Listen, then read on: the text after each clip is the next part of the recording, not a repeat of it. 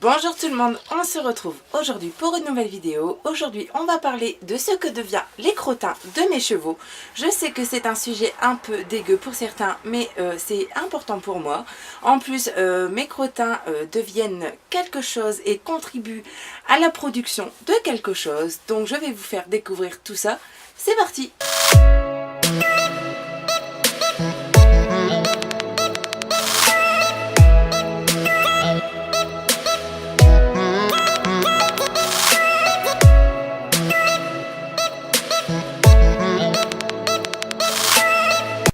Alors, ce que je vais faire en premier lieu, c'est lâcher les chevaux chacun leur tour pour que je puisse vider les box et éventuellement les paddocks. Comme vous pouvez constater, il n'y a quelques crottins, donc je vais nettoyer tout ça parce que pour aller amener mon crottin à l'endroit où est-ce qu'il me faut le déposer, eh bien, il me faut ramasser les crottins, donc c'est parti.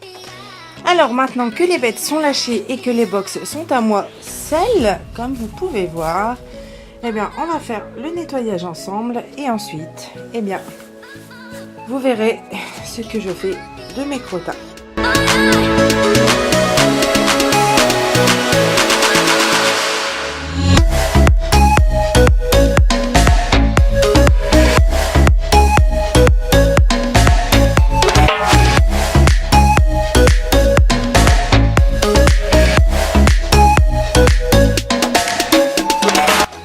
Voilà, donc comme vous pouvez voir, la remorque est bien pleine.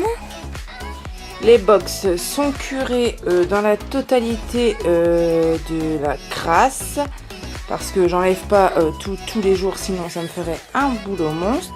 Pour Gelsemium également, le box n'a plus de crottins. Maintenant, je vais repailler leur box et ensuite, on va aller à l'endroit où je vais tout vous expliquer. Donc voilà, maintenant que tout ça est attelé à ma petite titine, eh bien on peut aller à l'endroit dont je vous parle depuis tout à l'heure.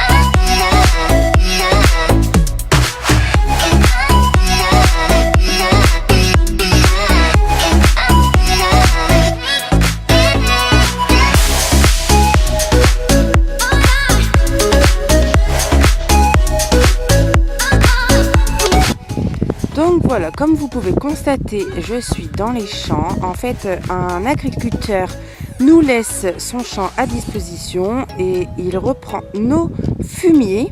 Et en fait, pour tout vous expliquer, avec tout ce tas qui est ici, comme ça, bon là, il est venu chercher du fumier, ça se voit parce que c'est beaucoup moins important que d'habitude. Et en fait, il a installé des très grosses machines.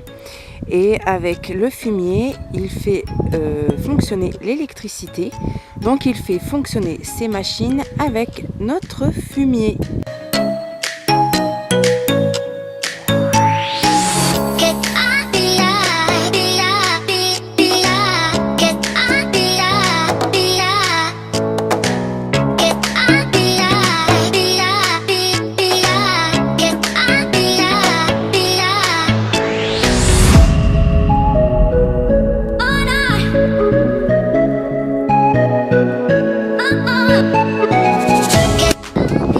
Voilà, ici comme vous pouvez voir, du coup j'ai vidé ma remorque juste là.